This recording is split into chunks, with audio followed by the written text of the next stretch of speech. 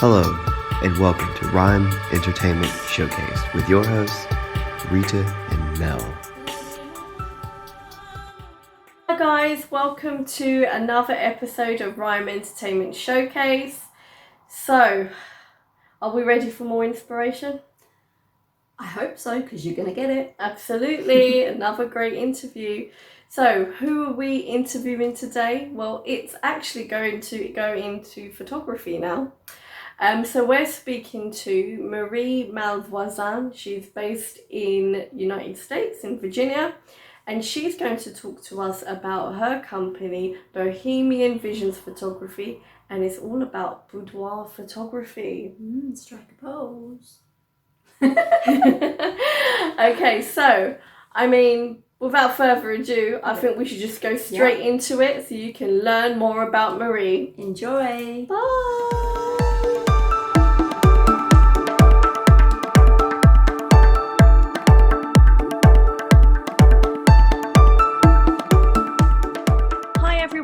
And welcome to RIME Entertainment Showcase, where we speak to photographer Marie Malvoisin. I'll say the French version and you can say in the American version. Okay, great. Welcome to the show, Marie. Hi, how are you? Oh, thank you so much for having me. Oh, you're welcome. It's our pleasure. So tell us about your journey and where did your passion start with photography? So my passion for photography actually started when I was 13 years old, when my dad gave me a Polaroid camera for my birthday. And then I kind of evolved to the 35 millimeter Kodak where I'll just snap all the time. Then I put it on pause and I joined the Army when I was 17. And so eventually I was like, you know what? I have the money to, purchase a nice camera because I had like the little simple point and click cameras. Mm-hmm. And from there, the passion and the love for it really stems.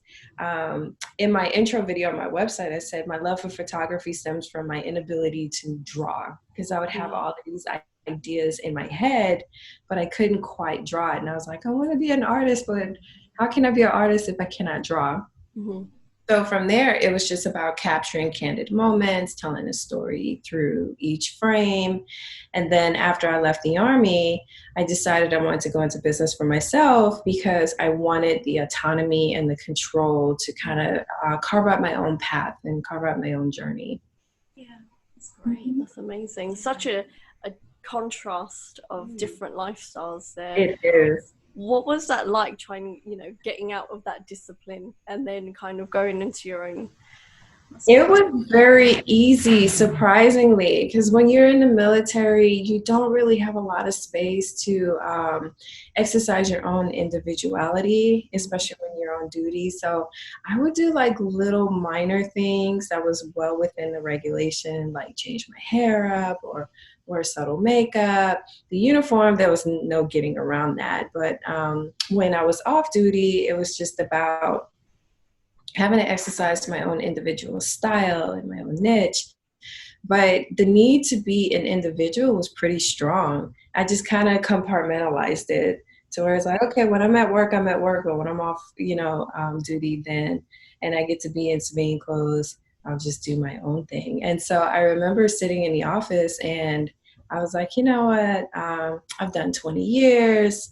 It's time for me to do something else. And that makes me happy that I can control and I can kind of just really have some sense of fulfillment out of that. So surprisingly, the transition was very easy. Mm-hmm. The only thing I can say that was scary was the safety net, the steady paycheck, the benefit. Yeah. And so it was one of those things where I'm like, okay, here's the grind, here's the hustle. And I've always liked chasing after the hard yeses.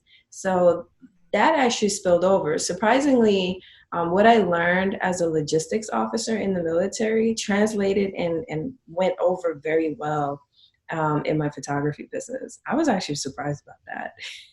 Awesome. Yeah. I think because obviously business requires you to be able to kind of be disciplined on yourself and not kind of go one place and then think, oh no, I'm going to do this, that, and the other. So I think in a way that must have helped as well in terms of mindset to keep you focused. It definitely did. On the positive side, because I ran operations and logistics, having to run an organization and having systems in place, because I'm a systems-oriented person, it was very easy. So I would have like monthly progress goal reports, and I'll have a yearly goal report that I was like, okay, these are the things that I want to accomplish in the next 30 days or the 90 days. And so in the military, we have what's called a quarterly training objective. And so I just translated that over.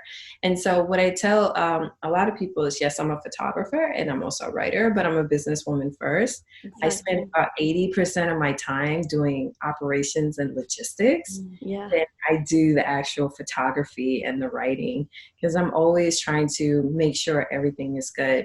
Before every photo shoot, I write out a treatment, especially when I do passion projects, that says, okay, this is the objective, this is why I'm doing it, who is involved, what logistics do I need to have, location, time, how many people.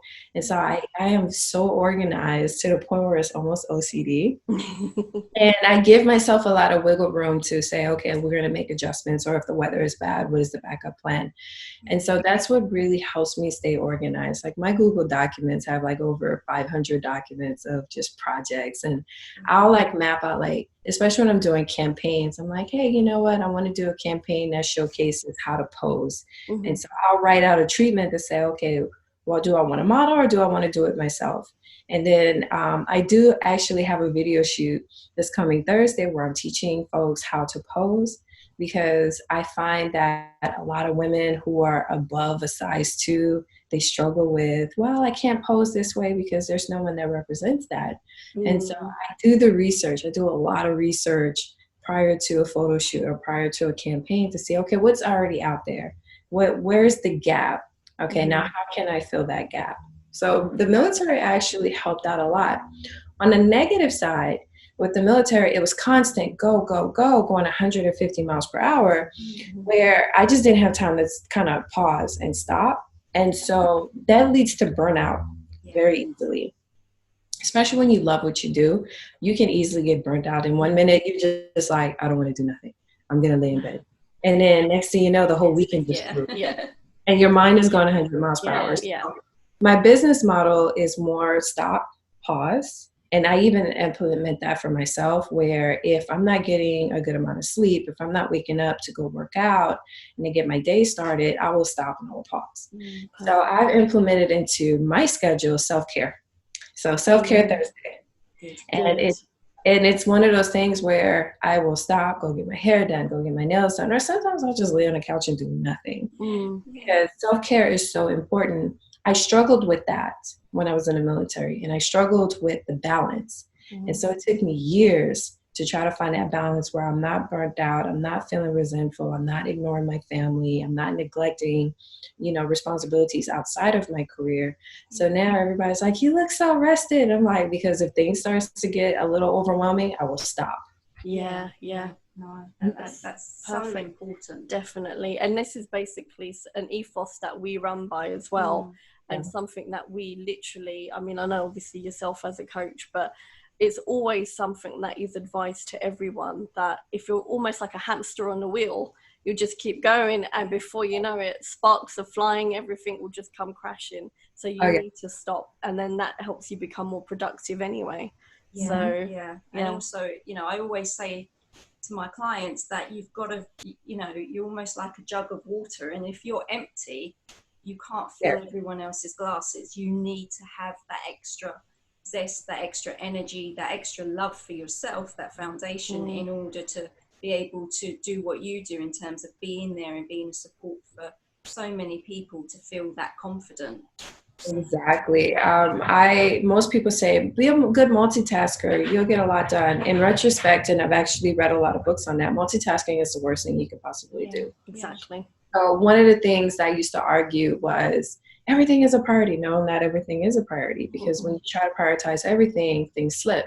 So for me, what I did was I list 5 things that I need to take care of for that day. 3 is a priority and 2 is a throwaway. The 2 is if I accomplish everything that's on that list, the top 3, then I can kind of work on the 2. And ever since I started really prioritizing what's important for either that day, that month, or that year, everything is good. And I set little goals that are very manageable. And sometimes I don't accomplish those goals and I don't beat myself up over it. And I always look at it as, okay, what's a priority? Is it time sensitive? Is it something for a client? Like, do I need to get an album ordered for a client? Do I need to construct the album? Do I need to create a playlist or get prepped for a photo shoot the next day? So I always do preparation work like a couple of days prior, build signs. I've learned not to procrastinate because then Murphy kicks in. And ever since I started really just micromanaging, I am not going to knock out these 10 tasks in a day. It's just not realistic. But if I focus on 3 tasks and then I do 2 supplementary tasks, I'm okay. And it's fine. If I don't accomplish the 3, I'm not going to beat myself up over it, especially if it's something that's internal to me where I can control it. I'm okay with that. But as long as the priority, I would say the priority is my client, and then priority is the campaign. And then if I have to deal with external resourcing or people outside of my organization to make something happen, I always bump that up front. And then anything outside of that, it's like, you know what, I'll get to it when I get to it. And I've literally had to tell myself, all right, it's time to cut this off. Let's unwind. Because I will work from 8 a.m. to like 2 o'clock in the morning. Yeah. Oh, wow. Yeah. That's, exactly. Because it's what you're doing, what you love. So you don't notice time. Yeah. But burnout, you can burn out so easily doing what you love. So now it's okay. I am in the gym. So I dedicate my mornings to self-care, where I will go to the gym, I'll work out, I'll clear my head, I'll do some reading or listening to an audiobook, or I'll write in my journal to kind of just get some things off of my chest. That afternoon, I'll start working, and then I stop and I cut it off at like 10. So I get a good 8 to 10 hours of work in. Awesome. That's great. So moving on to your photography. So we're looking at Bohemian Visions. So that's your photography company. Yeah. Tell us a little bit more about Bohemian Visions and also the mission, because you do a mix of boudoir and portrait photography. Tell us more about that exactly. So Bohemian Vision stems from my lifestyle. I have even while I was in the military, I have a very unconventional way of how I live my life. And I've always looked at it from a very artistic approach of telling stories. And as soon as I got comfortable with the photography, and photography became more than just a hobby, it was about capturing moments. And so like family portraits, engagement portraits, even a boudoir session, it's about bringing out the subject's individual personality and telling the story through the personality. So one of the things that I like to do is when a person is interested in a portrait shoot, I like to get to know them. So tell me, why do you want to do a portrait session, or why do you want to do a boudoir session? And many times I'm turning 40, or I lost a lot of weight, or I survived domestic violence, or I survived cancer.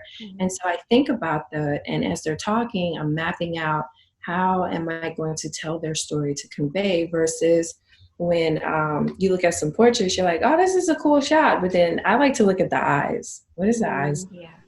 But if the eyes are saying I'm comfortable and I'm feeling good about myself and I'm accomplishing that, or is it I'm uncomfortable and I don't like being in front of the camera, I pay attention to the frame. And so with Bohemian Visions, it's about capturing your passion through the lens and bringing out your personality and telling a story. Love it. Yeah. Because I think what it is you're able to capture, I mean, from what we've seen of your work on your website, you're able to capture the uniqueness of each individual, which, you know, is an art in itself. Because, I mean, how do you bring that out, though, of someone who is not confident in that, even though they've got a lot inside of them? And I know you listen to their story, but to make them feel confident in front of the camera, do you do a couple of sessions with them? How does it work? I actually do one session, so everything is captured in that one day. Our photo shoot session, it spans over 5 hours. So for a couple shoots, or when I'm shooting ladies or some men who want to do makeup, the first step is I like to welcome you. So you're warm and inviting. And then so my glam team is there and we're all waiting for you. And you sit down in the chair and you'll have one person in your hair, styling your hair, and you have another person doing your makeup. And I like to play music. So I'll have some music playing in the background. I'll burn candles as well. So it's a sensory experience. Yeah, sounds great. The sweet smell of the candles, the music based off of what your style and what your preference is. I build a customized playlist for you. And I play that. And so while you're getting your hair and makeup done, we're cracking jokes, we're talking, and you're like, I'm so nervous. And that is the most common thing. Like, I have a lot of clients who will text me the day before. They're like, I'm nervous. Should I bring this? Should I bring that? And I'm like, yes. Well, should I wash my hair? And depending on your hair type, I'll tell you no, or yeah, you could bring it. Or should I do that? And I was like, bring the whole suitcase. Bring the whole house. Yeah. I don't know what to wear. And I was like, don't worry about it. Just bring an entire suitcase. We'll get through the whole process. So on the day of the photo shoot, you're sitting down, you're getting your hair done, you're listening to some music. I'm playing, like I'm burning candles. So you're getting the whole ambiance. Oh, yeah. And most of the time, I'm like, can I drink? And I'm like, no, because I want you completely sober and I want you to be in the moment. And so by the time your hair and makeup is done, an hour and a half has already passed. So now you're like, it's happening. Today is the day. We're good. Yeah. And I always say in a 2-hour photo shoot, the first 30 minutes is going to be the most awkward. I expect that. And so we're like, okay, just have fun. Listen to the music. Get into the vibe of it. And I'm like, okay. And then I start you off really slow. So we do baby steps. We'll probably do something like maybe a sweater and some panties, or a shirt, a button-down shirt, or even t-shirt and panties. I want you to start off comfortable, and I say, listen to the song. Is there a song that you want to hear? And I'm like, okay, really good. And I'm your biggest cheerleader. So I'm like, think about why you want to do the photo shoot. So for my ladies who want to do a photo shoot for their significant other as a gift, I'm like, think about him. Think about, when you felt the most sexiest. Think about when, and I'll even go as far as says, think about a time when you guys did the most naughtiest thing and you thought you was going to get caught. It comes out. Yeah, A lot exactly. of people don't realize is when I don't need to know your secret. Yeah. When you start thinking about that secret, it comes out. And so I'm just like, yes, queen, yes. Yeah. And they're like, oh my God, yeah. And I'm just like pumping you up, like, oh my God, I got the frame. Because sometimes I have an idea in my head, like, I want you to look this way. And when it comes out on camera, I'm more excited than you. I'm like, yes, we got the frame. And then they're like, okay, so I'll show them in the camera. They're like, oh my God, I look like this. And so now their confidence is starting to come out. They're like, oh, I'm looking good. And so I'll tell them, I said, look, I will put you in a pose. It's uncomfortable, but you're going to look good. And just like a camera will add 10 pounds, I can make you look like you lost 10 pounds. And so they're twisting and they're like, I'm like, okay, chin up, posture up. Now think about a time where you felt the most sexiest. And they're like, ooh. And I'll say, look down, look away, look at me. Yeah. I smile. And then they're like, cool. And I'm just clicking away. So in a 2-hour period, I will shoot about 500 frames. And by the time we get done with the photo shoot, it's like, oh my God, I feel so great. And then so towards the end, even though they fill out a survey and say, no, I don't want to do nudes. I'm like, how do you feel? And they're like, I feel great. And I'm like, well, I have a pose for you. Are you open to it? Because I like to save the nudes for the end. And I always tell them, I said, your lady parts will never be exposed. It is all about your comfort. And I pay attention to them. And I give them that utmost attention to where it's like, how do you feel? I feel good. I feel really good. Or if I see they're uncomfortable, I'll stop and I'll pause. And I'm like, what's wrong? Yeah. I don't know. I'm just not really. I said, talk to me. Yeah. What's going on? And then we just talk. And because I control the photo shoot, I'm like, it's about you. So I always tell the clients, it's for you, about you, made for you. So it is all about you. I am here to spoil you. I am here to make you feel like a goddess, like a queen. And they're like, okay, I got this. And I'm like, I'm just not comfortable with my body. I said, don't worry about it. I'm going to take care of you. If you don't like your belly, don't worry about it. I'm going to have you twist it up. You're going to be sucking in your stomach. You're going to be all kinds of positions. Then when I show them the frame, they're like, oh my God, yes. Then at the end of the shoot, I start culling. And then I reveal the shoot that same day. And I'm like, all right, we're going to play a game. Yes, you like it? No, you're going to keep it? Or we're going to throw this away. And they're like, oh my God, this is so beautiful. This is so nice. I can't believe I look like this. I told you I'm gonna take good care of you. And so they start picking through the photos. Then at the end of the session, we go through the sales piece, and I like to give them a gift to say, hey, thank you so much. And then they're like, I wasn't expecting this. So they get like this nice little swag gift, and then they get sent on their way home. But the magic is when they're done paying off their album, and I send them their digital files after it's been completely edited and modified and enhanced. And they're like, wow, this is me. And I'm like, yes, it's been you. The world sees you like this. I just needed you to see yourself like this. Exactly. Yeah. Then the album comes, and they get their little hard copy album, and it's like, my last client, she cried. Yeah. I thought that would be really emotional, definitely. And she was like, thank you for helping me like accept myself, and thank you for helping me see myself as being more. Because when I first met her, she was a widow, and she was very uncomfortable with her body. And so when I delivered her album a couple months later, because a lot of my clients, they choose to do a payment plan.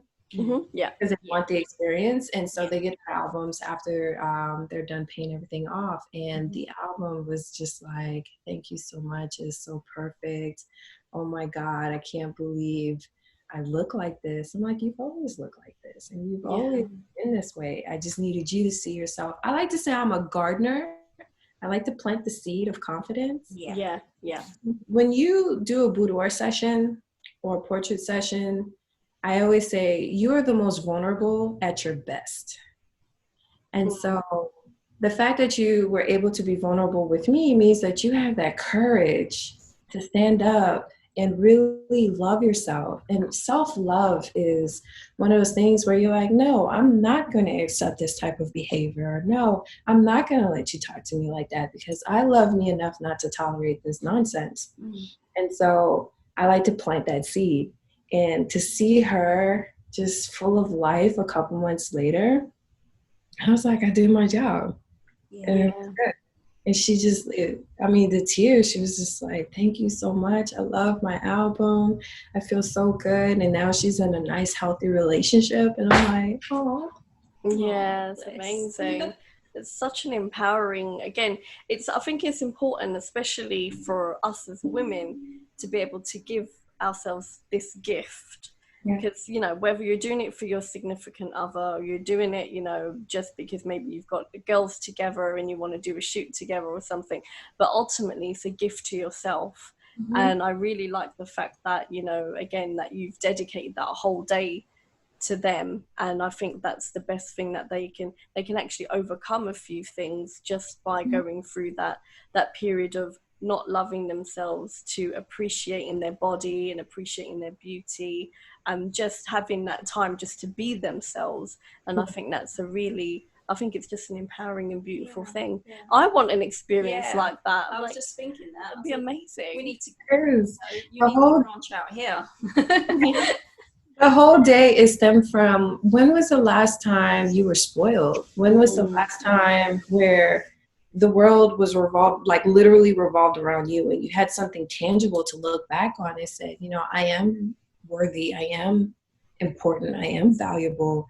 And so I always say, it's an experience that I'm providing. Your album and your pictures is a reminder of that experience, to say you deserve to take time out to take care of yourself. And so let me and my team take care of you, where, I work with a team of talented and phenomenal women who are all about just helping you see yourself the way the rest of the world sees yourself. A lot of my fellow boudoir photographers are like, I'm here to empower you. I would say I'm not here to empower you. I like to plant the seed of empowerment, because you have that power. That power has always been yours. I'm just here to kind of like water it and nurture it. And then you go out and let it grow. And you go out and say, you know what, I feel good, I'm great. And your whole demeanor, your body language, it starts to change. Like you're walking and your shoulders are a little bit back and your chin is up high and you're like, you know what, I got this. And you're looking in the mirror and you're like, I feel good, I look good, I am good. And then it starts to translate into your job. Like I'm very good at what I do. Yeah. And it makes people uncomfortable because that insecurity, when people are extremely insecure, they take that insecurity and then they push it off to someone else. And they're like, no, I don't want you to be better than me, or I don't want you to be happy, or I don't want you to do this. I want you to be miserable with me. The hardest thing for anyone is in a pool and a sea of negativity to push past that and say, you know what, I can't control what's going on, but I can control my happiness. And people think happiness is you have to have this, or you have to be that, or you have to be married, or you have to have the kids. And I've learned early on as a teenager, happiness is something you define. Success is something you define. If you are okay with being where you're at and you can wake up in the morning and be satisfied and be content and you're like, you know what, I deserve this and I'm gonna go out and get it. Or I'm very happy that I have my little, 3-bedroom townhouse, or I drive my little Jeep Grand Cherokee, or I have $10,000 in a bank. I'm happy. That is success. Yeah. Success for me is the fact that I took a chance of taking what I love, taking a passion and turning it into a business. And I'm going into my second year, and I found out that I can provide a service to someone where they're going to feel good and they're going to feel great. And even after they leave my session, that feeling is going to follow them. It's going to stay with them, because every time they have that moment of doubt, they'll look at their pictures like, you know what, I'm great. I'm good. I'm a superwoman. Let's do this. Yeah. And so that's why I always say I cannot empower you, because I don't have the power to give you something you already possess. It starts here. Never mind everything that's on the outside. It all starts here. I just want to plant the seed and give that to you, and then you go off and shine. So, never let anyone diminish your shine. You shine as bright as you want to be. Definitely. Yeah. What would you say to someone who was thinking about obviously starting a business as a photographer? Obviously, you felt you had that passion for it early on, but a lot of people would say, oh, photography is a hobby, I don't know if I can make money from it. I mean, what would you say to them, obviously having had that success in your business? Always be a lifelong learner. Professional development is always important. I always pay to enhance and improve my skills. Be legitimate. Really set yourself up apart from being the hobbyist. Have a .com email, have a Google business, have a website, because since like the last couple months, Instagram have shut down a couple of times. So how is someone supposed to see your work if Instagram now? Be legitimate. So like create your digital footprint where, whatever your business name is, you should be able to Google it and find it, whether it's direct or whatever your niche is. Approach it like a business, not just a hobby. Be a legitimate business to where it's like your reputation management is there. Because like I had mentioned before, 80% of my time is spent on operations and logistics. I do more of that than the actual photography. Yeah. And ask yourself, why do you want to be a photographer? Do you just want to take pictures because you love what you do? Or do you really want to make a living doing this? And I absolutely love photography. I don't do enough of it, but I want to build that reputation to say, just stories that I hear of young women, especially those that are aspiring models, because I do work with models as well when I do campaign shoots, that they don't often feel safe. That most of the male photographers they just want to see them naked. And I look at it as I work with an all-female team, regardless on what you identify as, male, female, non-binary, trans. I create a space that is safe. So I want you to feel comfortable. I want you to be safe. Because I've looked at pictures on Instagram, like this girl does not look comfortable at all. And I can read expressions very easily. And it's just one of those things where A lot of my competitors, they won't shoot males because of the whole issues with, safety. I've learned over the years, just because I worked with nothing but males, I can kind of spot that out really easy. Yeah. Do couples, because couples, they want to be engaging, but I have limits as well as far as what I will do and what I will not do. Mm-hmm. I will not shoot pornography. Yeah. I don't care how much you pay me. I'm just not going to do it, because it's not about me. Because my attitude towards sex is very liberal, because I come from foreign parents. And so we grew up with the whole, hey, you know what? We're human beings. You celebrate your body, but not everybody shares that same sentiment. I have a team that I work with. I'm not going to put them in that situation. So it's just all about having boundaries and not deviating from those boundaries, not compromising the core values of your business because money is tight or business is slim and you need to hurry up and make a buck.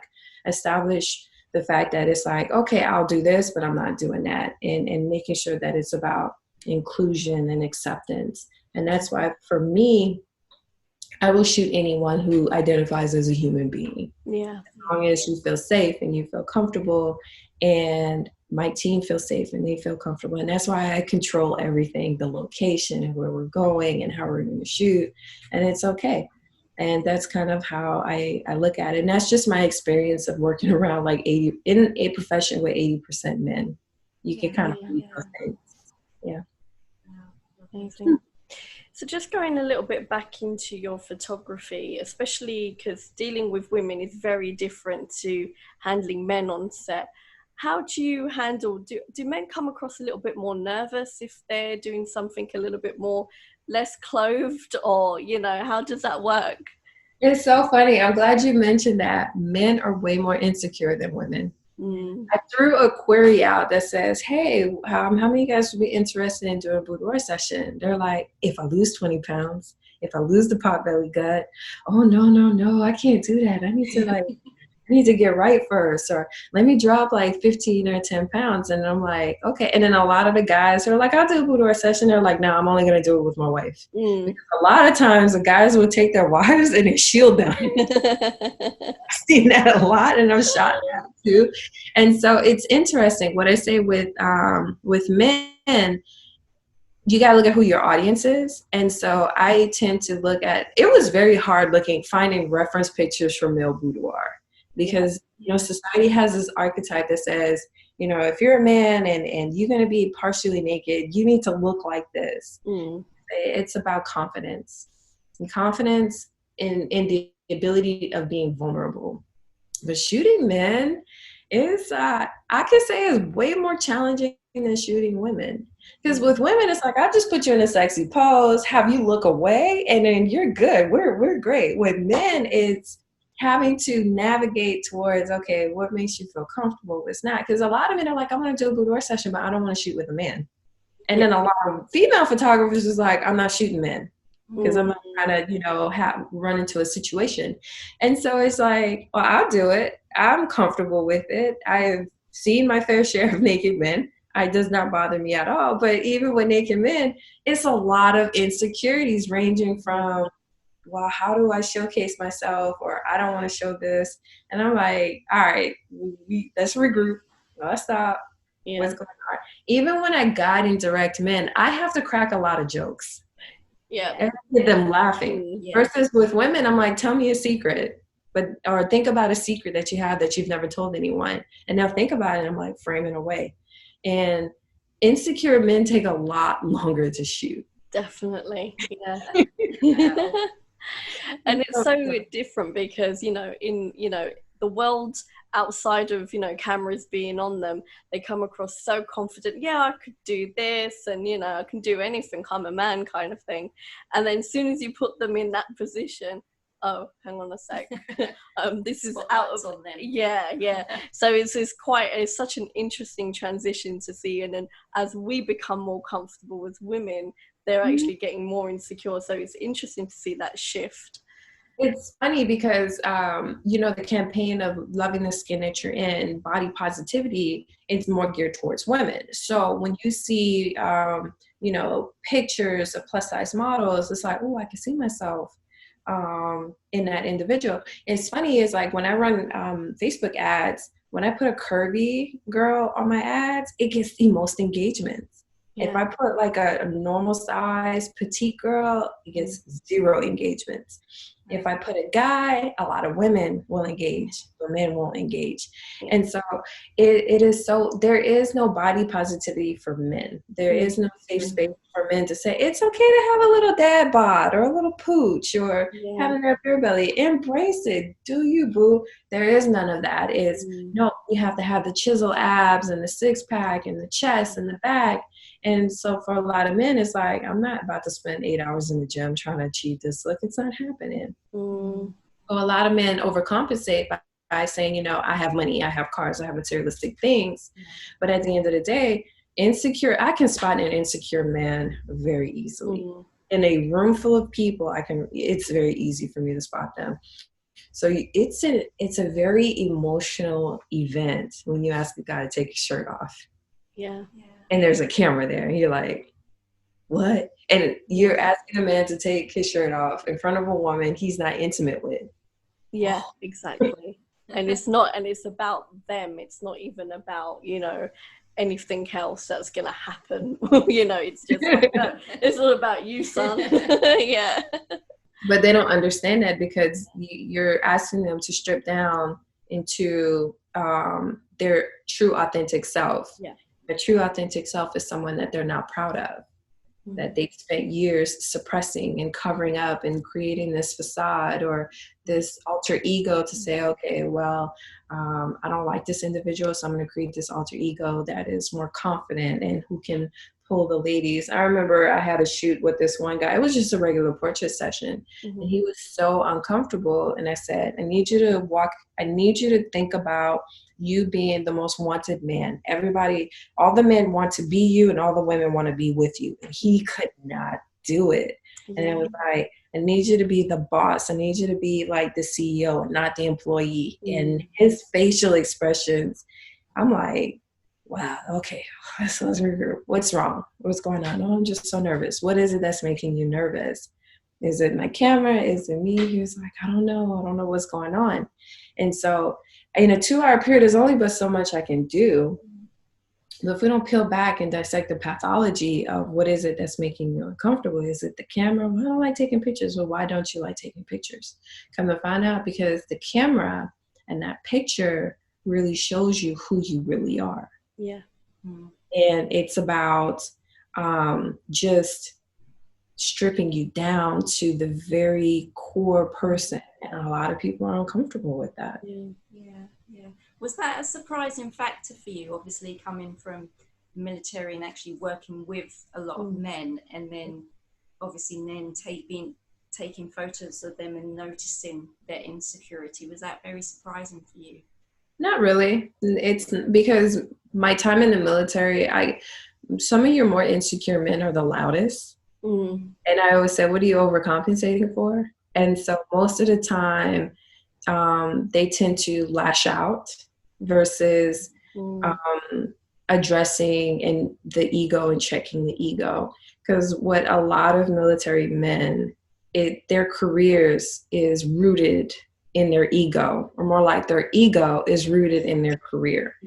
And so if they don't get that top evaluation, if they don't get that top position or that top promotion, it is a bad day. And people have attitudes, and it's like, the military is temporary. You're gonna hang this uniform up. It's gonna be okay. And I see it a lot where some folks can't even let the title go. They're like, oh, I'm retired colonel, retired general, retired lieutenant colonel, so-and-so. And I'm like, bro, keyword, you're retired. You're just civilian. Your time is old. They don't want to let it go. And that's an insecurity aspect, because their identity and who they are as an individual is so deeply ingrained in that position and in that rank that when it's time to go, they don't want to let it go. And they will hold on to it for dear life. And I'm like, dude, That's why, like, I tell people, yes, I'm a veteran. I spent 20 years in the military, but that's not who I am anymore. That is not my identity anymore. I am something else. Because I always ask people, when you strip away the titles of mother, spouse, sister, daughter, who are you? And I remember I came to terms with that when I was in my 20s, where I read this book. There's like, strip away all of the titles, strip away all of the positions. Who are you? And so that's where I built my business model. I am going to strip you down, both literally and figuratively. And now when you look at your pictures, who are you? Mm-hmm. That's amazing. Absolutely brilliant. Thanks for this. So where can our viewers go to find out more information about you and your services? You can go to www.bohemianvisions.com, or you can follow me on Instagram and Facebook at Bohemian Visions Photography. I also have a YouTube channel called Bohemian Visions, where I kind of give some tips and advice geared towards a potential client of, oh, but I'm shy, but I still want to be sexy. I got you. Or just kind of some behind the scenes on how me and my team can take very good care of you. Amazing. Yeah.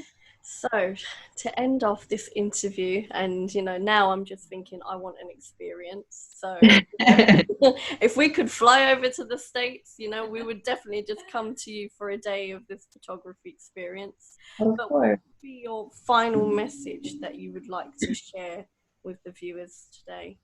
I end every video and every article that I write with 6 basic words that has a whole stem of a meaning. Say, do you, be you, love you. Do what makes you happy and gives you purpose. Be your authentic self and always love yourself. Beautiful. Beautiful. Yeah. 200% agreed. 1,000% agreed. Amazing. Well, thank you so much, Marie, for being such an inspirational guest on the show. And viewers, don't forget to follow Marie on Instagram, on Facebook, and go and visit her website. Thank you again, Marie. Thank you. Thank you so much for having me. I truly appreciate it. This has been wonderful. Amazing. Thank you. So, wasn't that another great interview? Always is. Of course. Absolutely. How can you expect anything less? Yeah. So, I mean, it was really good to really go into the differences between male and female confidence.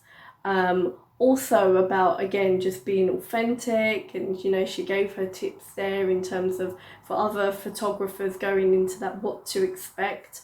I thought it was very inspirational as well to know where she did 20 years in the military, and then totally did a complete 180 where she went straight into photography, and how she took what she's learnt from the military into helping her in her business. It's talking about confidence and talking about self-love as well, and there's a lot in that interview, and I'm sure you got a lot out of it. Yeah, I mean, we definitely want one of those experiences. Yeah, absolutely. So for sure. Once COVID has given us the okay to travel to United States, well, maybe Marie will be coming to see you. But definitely make sure you're following her on Instagram. And again, it's at Bohemian_Visions_photography, or you can also visit her website, which is in the details below.